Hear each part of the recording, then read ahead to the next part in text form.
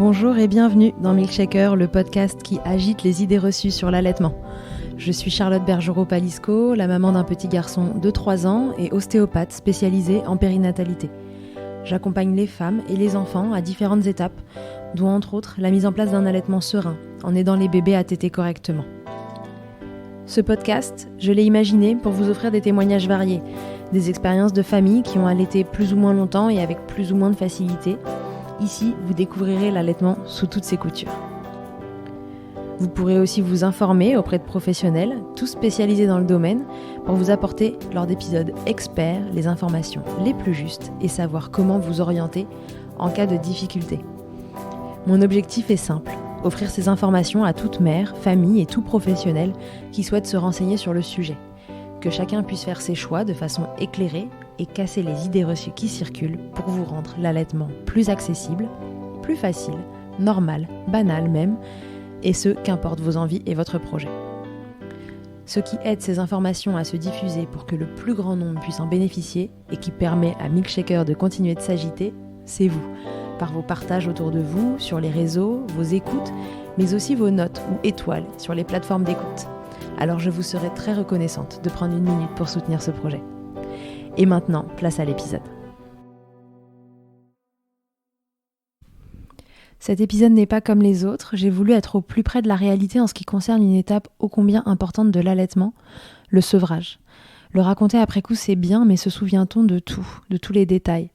Ophélie a accepté ma proposition de vous raconter ça au jour le jour, sans filtre, pour se rendre compte de ce que cela peut impliquer. Je vous propose donc aujourd'hui, à coups de vocaux, d'écouter l'histoire d'Ophélie et de son mini-mac, comme elle l'appelle, l'histoire de leur sevrage, d'abord nocturne. Elle nous dira les raisons pour lesquelles elle l'entame, ce qu'elle met en place pour y arriver. Vous y entendrez des doutes, des victoires durables, d'autres très momentanées, le ras-le-bol parfois, mais aussi cette foutue culpabilité. Mais surtout, le témoignage d'une maman qui tente de faire coïncider ses besoins et ceux de son bébé au mieux. Parfois j'interviendrai, mais peu. J'ai imaginé ce podcast comme un journal intime de sevrage sur lequel elle pourrait venir déposer à tout moment, toute heure du jour et de la nuit, ses ressentis, ses avancées. On démarre l'histoire tout début mars et Ophélie commence par nous dire pourquoi et comment elle met ça en place, quels sont les objectifs ainsi que comment se sont passées les toutes premières nuits. Je vous souhaite une belle écoute.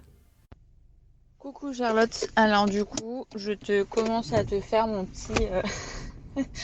petit enregistrement. Du coup, je te fais déjà un résumé grosso modo de ce qui s'est passé depuis samedi, puisque en fait j'ai commencé un sevrage nocturne de mon bébé samedi, dans la nuit de samedi à dimanche. On a commencé par beaucoup lui en parler pour verbaliser en fait et pour lui expliquer qu'il y avait des choses qui allaient changer, notamment les nuits. On dormait en cododo, moi je dormais principalement moi en cododo avec lui. Parfois mon conjoint, c'était assez variable en fonction du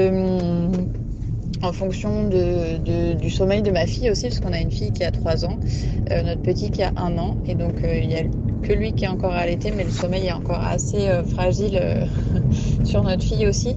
Donc parfois mon conjoint dort en cododo avec notre fille et moi avec notre fils.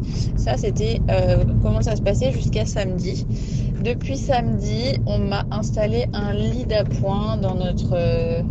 j'appelle ça la pièce bordel, mais c'est un peu chambre d'amis, pièce télé, bureau, buanderie, enfin bon voilà.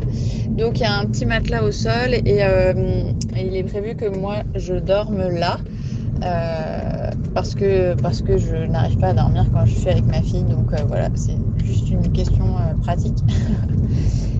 Donc que je dorme toute seule là.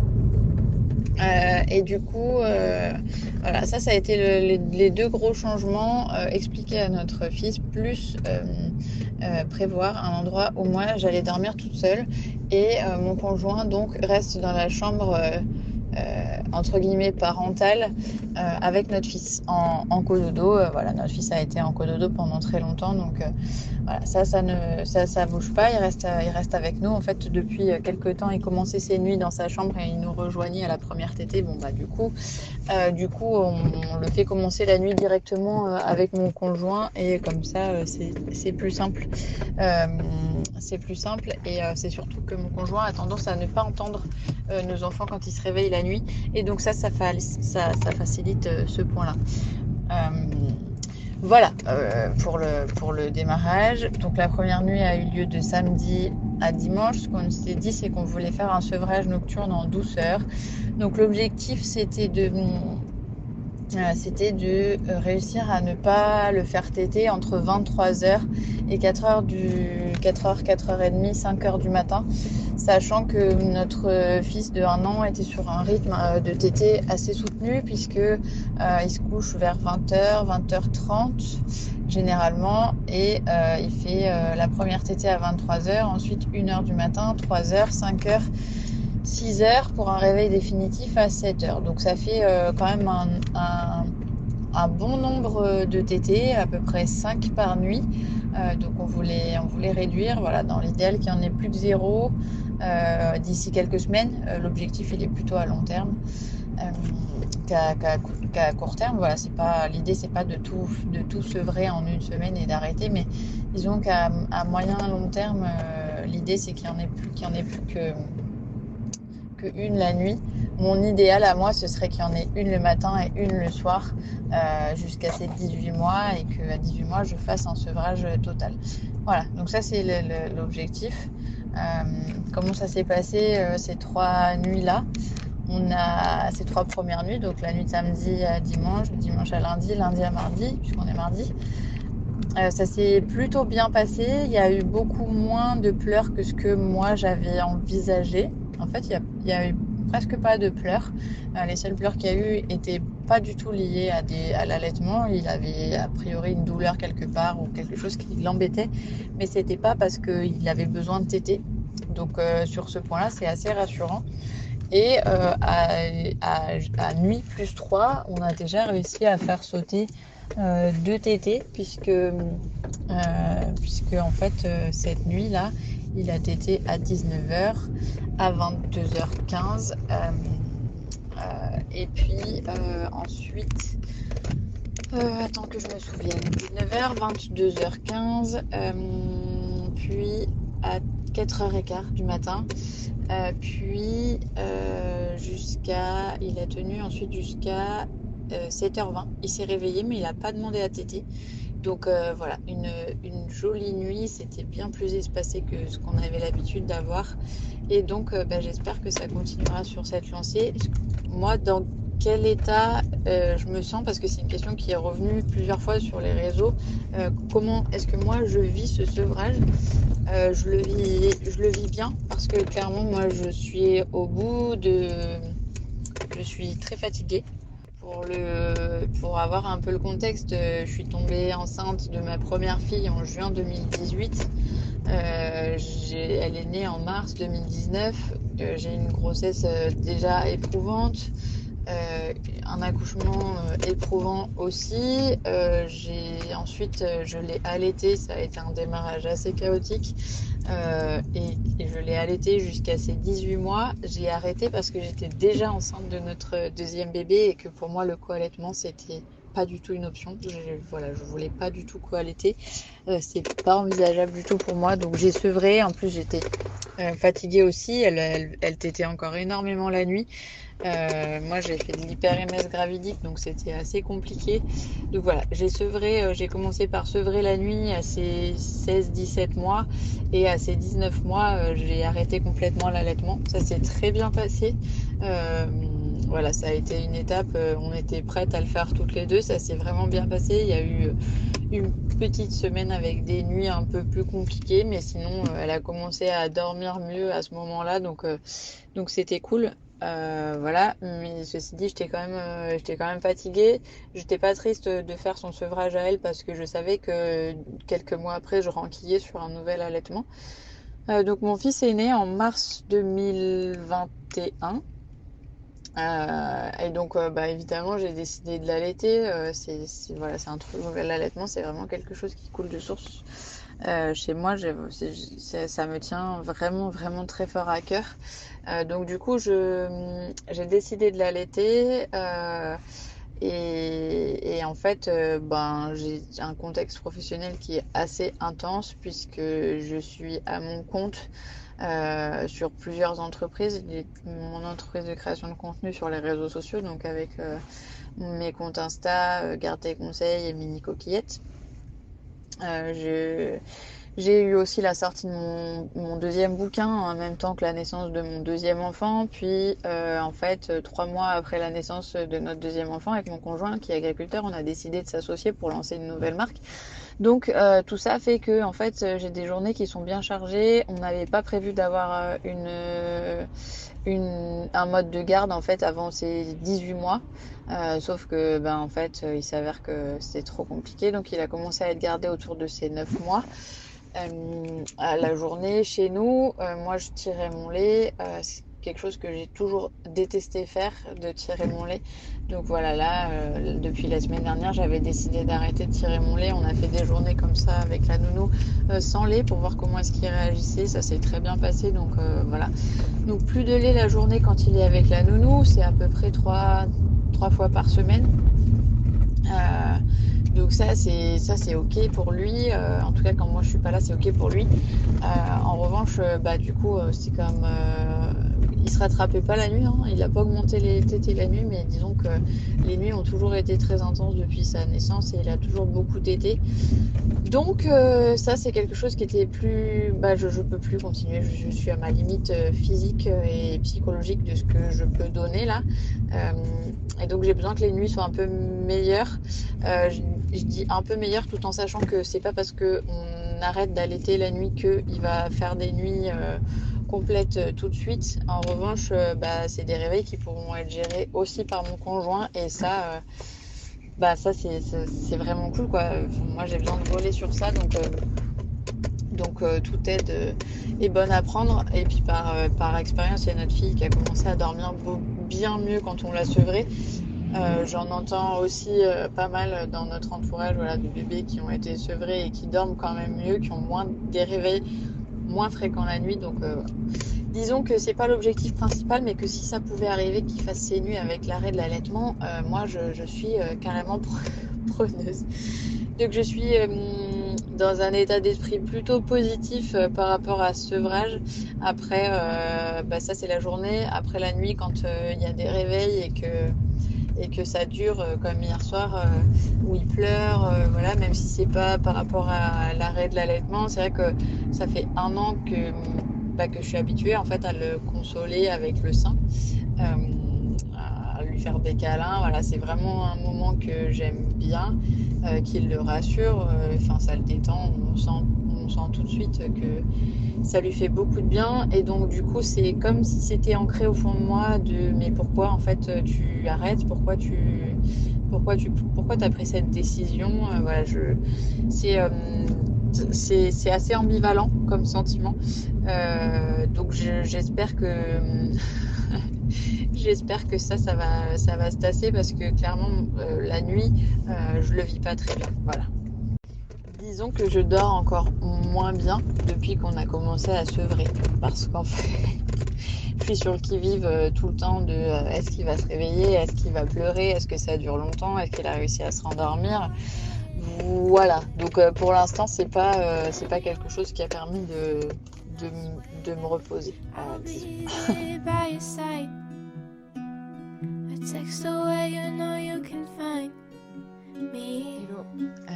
Petit point sur le sevrage nuit 4. Alors notre fils s'est endormi avec une dernière tétée vers 20h15. Il a refait une tétée vers 22h45. Je pense que celle-là, on va pas réussir à la skipper tout de suite parce qu'il t'aide vraiment énormément. Et ensuite, il s'est réveillé à 3h15 et je sais pas, mon conjoint, là, il n'était pas assez réveillé ou il n'a pas regardé l'heure, bref. Et donc, il m'a demandé de venir le faire téter tout de suite. Donc, du coup, j'y suis allée. Je pense qu'on aurait pu tenir un peu plus longtemps. À mon avis, il aurait pu le rendormir à bras et décaler la tétée à 5h. Mais bon, ceci dit, c'est déjà pas mal. Et puis ensuite, il a été réveillé, les boules de ouf, parce qu'il a été réveillé à 6h par une fuite de couche. Donc sa nuit était finie à 6h. Je l'ai refait téter à 6h, il a tété encore à 6h. Et j'ai décidé de réduire les tétés la journée. Même aujourd'hui, on est mercredi, donc je suis avec lui toute la journée.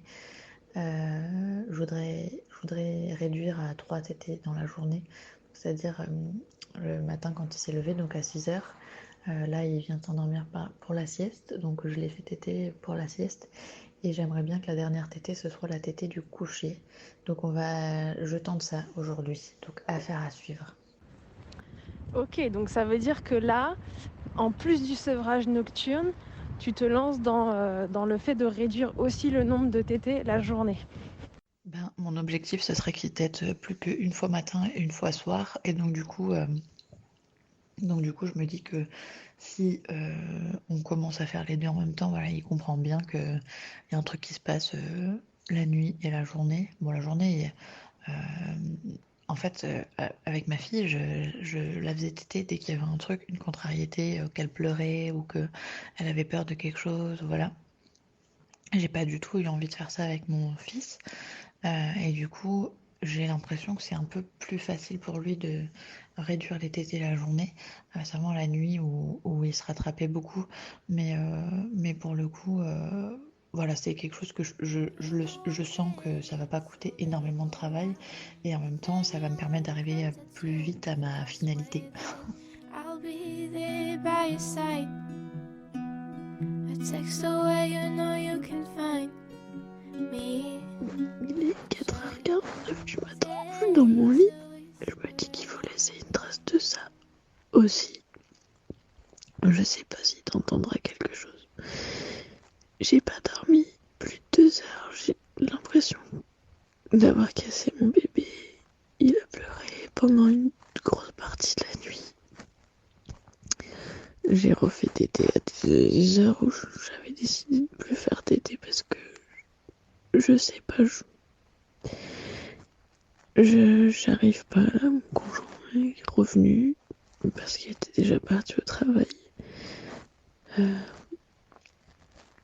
J'arrive pas à avoir de logique parce que j'ai pas assez dormi, mais je sais plus si c'est la bonne décision de sevrer ou parce que c'est trop dur. Voilà. Alors évidemment, moi, quand je reçois un message comme ça, on me réveille le matin, je reste pas de marbre, je réponds à Ophélie et puis je lui dis que je sais pas dans quel état d'esprit elle va se réveiller, mais que ce message que je viens de recevoir, il est exactement une des raisons de cet épisode, de montrer qu'à quelques heures d'intervalle, on peut être confiant ou alors à deux doigts de laisser tomber. Je lui dis que si son mood c'est de continuer de sevrer, et ben go, hold on, continue, c'est normal, le manque de sommeil joue, mais tu sais sûrement pourquoi tu le fais, et puis il y a des phases difficiles que tu vas traverser. Et puis après je lui dis que si par contre elle se réveille dans un mood d'arrête, c'est trop dur, et ben je lui dirais juste de se redemander pourquoi elle le fait, de se préserver, si ça revient à continuer d'allaiter, alors c'est la bonne décision aussi, et puis voilà, je lui envoie plein de courage, et j'attends qu'elle se réveille pour avoir les news. Coucou Charlotte, il est 7h29. C'était une nuit très compliquée, je te raconterai tout à l'heure parce que là ça va être la course du matin. Merci pour ton message. Mon fils dort encore là et on va continuer, voilà. La nuit c'est dur mais on sait pourquoi on le fait. I'll be there by your side. A text away, you know you can find me.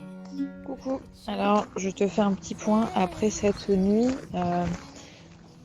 hyper chaotique. Je sais même plus dire à quelle heure notre fils s'est réveillé tellement j'ai l'impression qu'il s'est pas endormi en fait. On est allé se coucher, il a tété le soir à 20h15 à peu près comme d'habitude. Et puis après moi je suis allée me coucher, c'était 22h15 ou 22h30. Et là, il s'est réveillé et en fait, j'ai l'impression que jusqu'à 5h du matin, il s'est pas rendormi. Voilà. Il y a eu et contrairement aux autres nuits où il y avait une petite phase où il se mettait à pleurer assez fort, là, ça s'est presque pas arrêté. Donc voilà, c'est très rare depuis sa naissance les nuits où il pleure vraiment beaucoup. Donc je l'ai pas bien vécu du tout, pour être honnête. Je me suis vraiment posé la question de est-ce qu'on continue ce sevrage ou pas, en me disant est-ce que je suis pas en train de complètement casser son sommeil, est-ce que c'est pas une mauvaise idée. Et puis en fait, je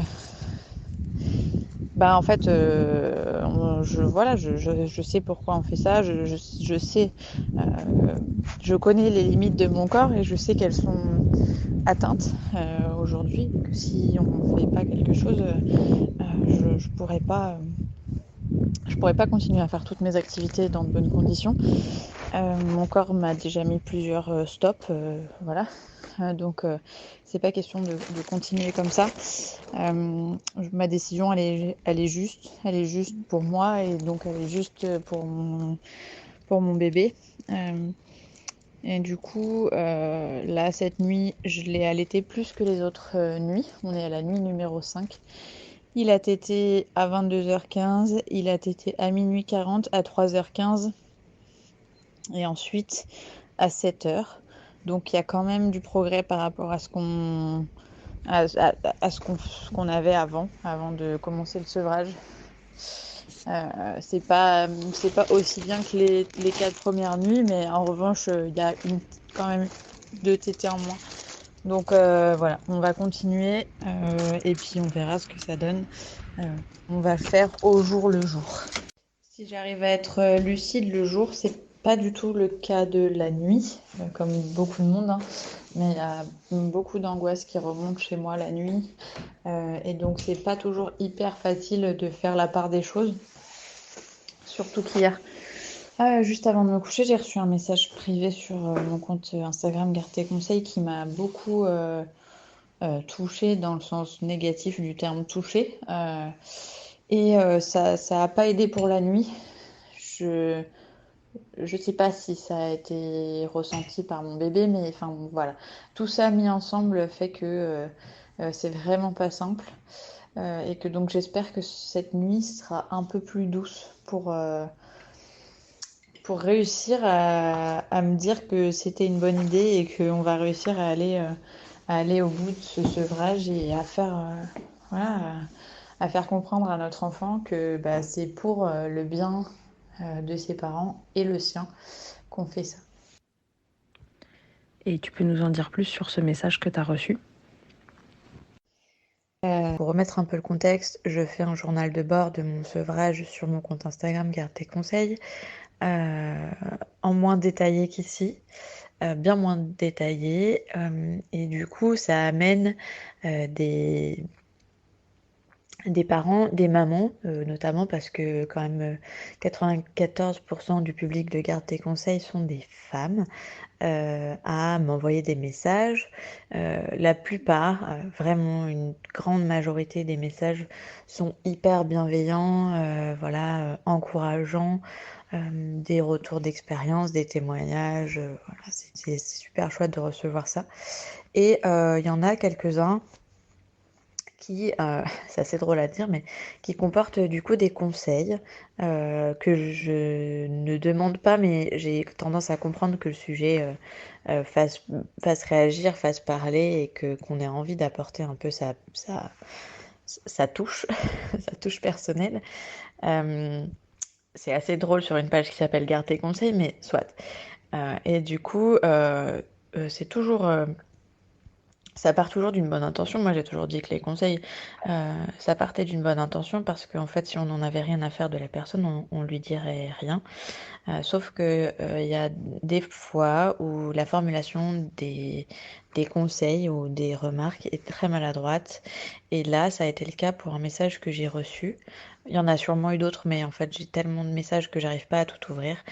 En tout cas, celui-là, je l'ai ouvert et c'était une dame qui m'expliquait que mon fils avait des allergies et qu'il avait mal.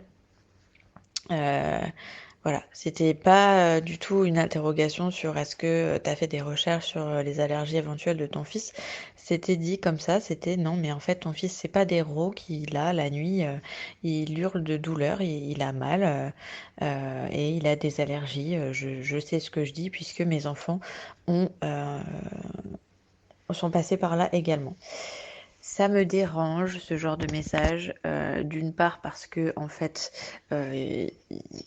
pour réussir à diagnostiquer des allergies à des enfants et notamment un enfant de si petit, c'est très compliqué. Je le sais parce que je suis allée voir un allergologue et j'ai fait cette démarche d'aller voir un allergologue. J'ai des échanges réguliers avec une femme qui tient un compte Instagram autour de ce sujet des allergies. Les allergies, c'est quand même un sujet qui est très complexe et donc il faut être allergologue et allergologue à jour pour réussir à faire un diagnostic en fait. Et du coup, c'est pas en partant d'une expérience personnelle qu'on peut réussir à diagnostiquer un bébé sur les réseaux sociaux. Bref, ce message, il a été terrible parce qu'il est arrivé un soir, donc où j'allais me coucher. La nuit, c'est un moment que j'appréhende, que j'ai toujours appréhendé.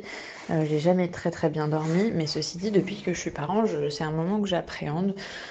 Et donc c'est arrivé à ce moment-là, j'ai ouvert le message à ce moment-là et je l'ai ressassé évidemment toute la nuit.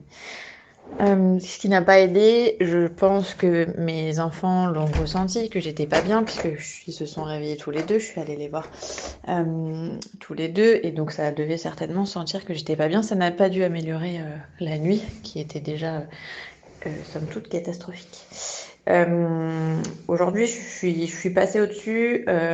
J'ai une seule certitude, c'est que mon bébé, aujourd'hui, il pleure la nuit, il crie la nuit et c'est pas de douleur, c'est vraiment de la colère, du mécontentement. Voilà, c'est une phase qui est normale. Je pense quand on est en sevrage, mon bébé a le droit de me faire comprendre et de nous faire comprendre qu'il est en colère, qu'il n'est pas content. C'est un énorme changement pour lui parce que ça fait 1 an qu'il est né, ça fait 1 an qu'il tète à volonté jour et nuit. Donc je prends cette colère, je fais comme je peux pour l'accueillir en pleine nuit et plusieurs fois par nuit avec mon conjoint. On fait au mieux, on l'accepte et on la comprend. Et c'est ok, ça ne change pas notre décision de faire un sevrage parce qu'on est persuadé que cette décision, c'est une décision qui est juste et pour lui et pour nous. I'll be there by your side. A text away, you know you can find me. Je parle à voix basse parce que mon fils s'est endormi il y a à peu près 15 minutes, il est 21h et on est à la nuit numéro 6, si je dis pas de bêtises.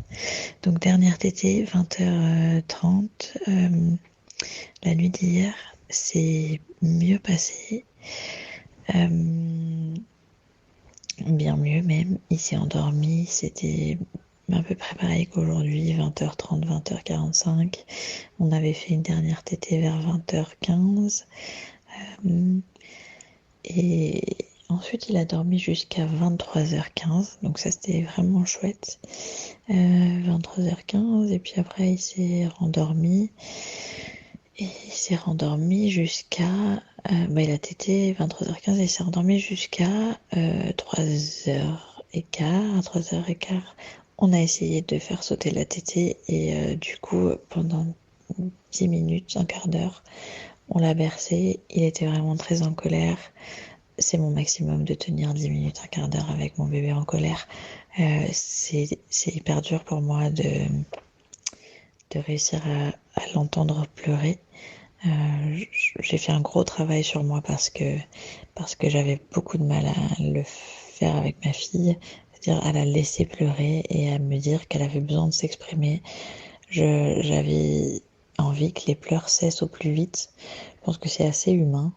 Quand on a un enfant qui pleure, on a envie que ça s'arrête.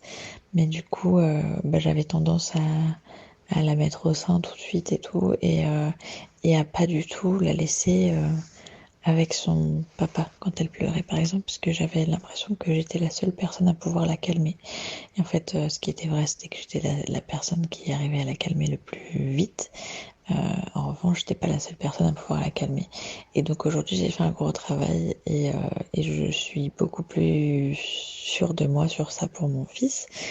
En revanche, bah voilà, un quart d'heure, c'est mon max.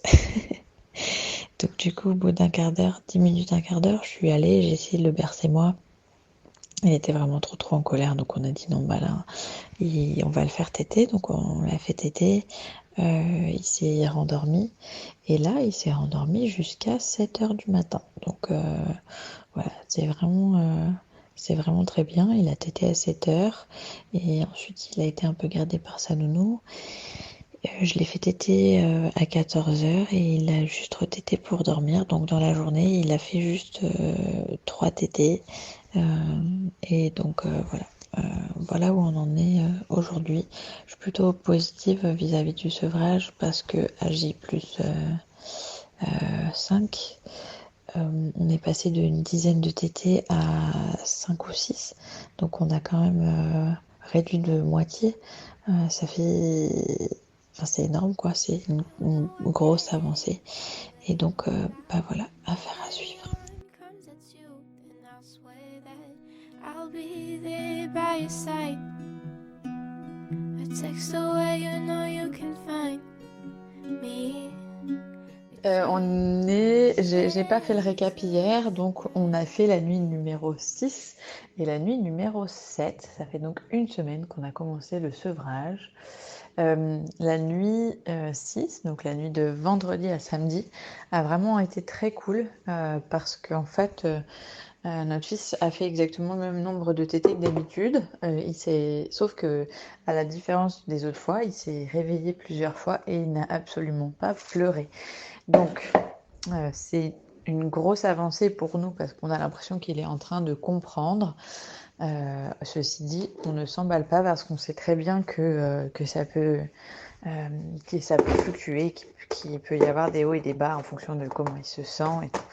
Donc, du positif et en même temps, il y a eu la nuit de samedi à dimanche qui a été un peu moins bien. Pas horrible non plus, mais il a pleuré un petit peu, c'était très bref. Maintenant, il se rendort très vite dans les bras de mon conjoint, ça prend quelques minutes voilà, à le bercer. Donc c'est assez cool. Je pense que à partir de maintenant, on va stabiliser un peu la situation comme ça pendant, je dirais, 4-5 jours. Et puis, avant de passer à l'étape suivante, parce que je trouve qu'il y a quand même déjà des gros changements depuis une semaine. Voilà, l'idée, c'est pas de le brusquer, c'est d'y aller calmement, à notre rythme, pour installer quelque chose dans la durée. Il y a une semaine, on était à peu près à 10 tétés par 24 heures. Aujourd'hui, on est passé à 5, c'est-à-dire qu'il tète le matin vers 7 heures. Et puis ensuite, une fois à la sieste quand il est avec moi. Et s'il n'est pas avec moi, une fois au retrouvailles, donc le soir vers 5 heures. Et une fois pour s'endormir. Et ensuite 2 fois dans la nuit. Donc ça fait 5 fois par 24 heures, là où on en était à 10.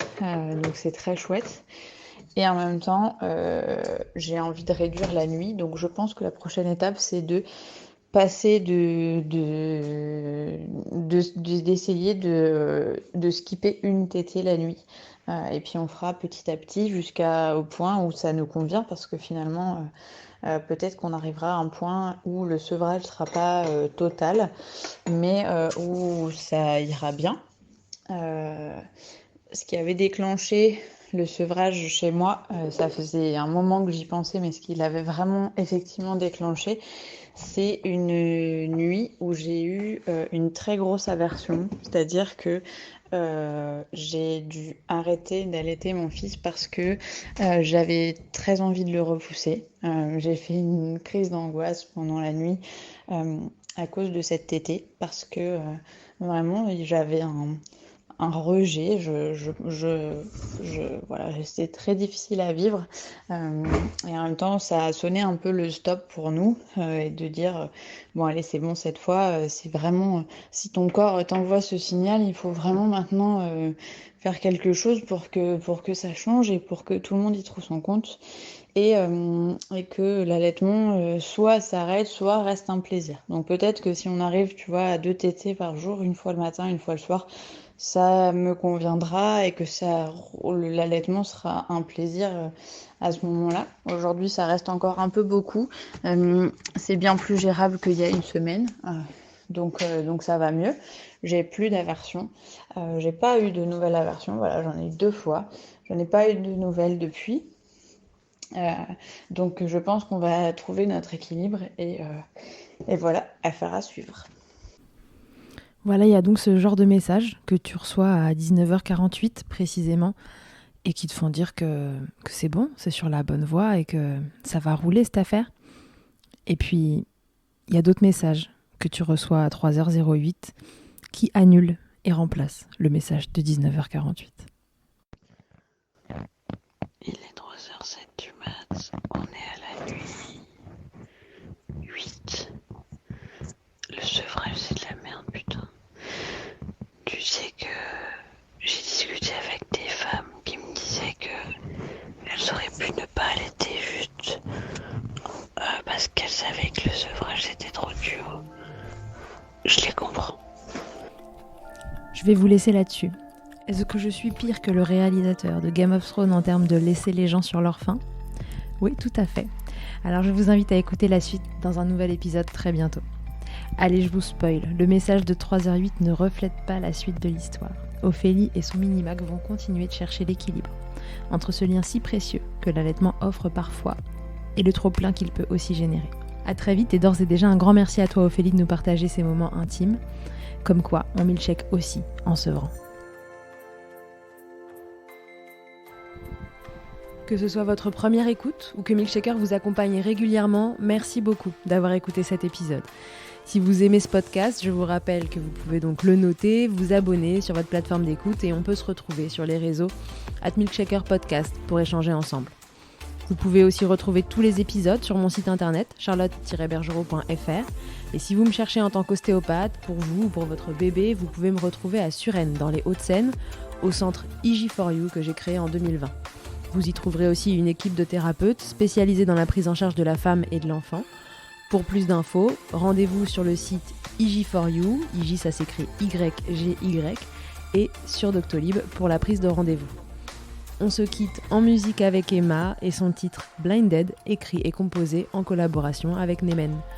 Je vous dis à très vite pour un nouvel épisode, et d'ici là, n'oubliez pas, prenez soin de vous, milkshakez autant que vous le voudrez, et bousculons ensemble les idées reçues sur l'allaitement maternel.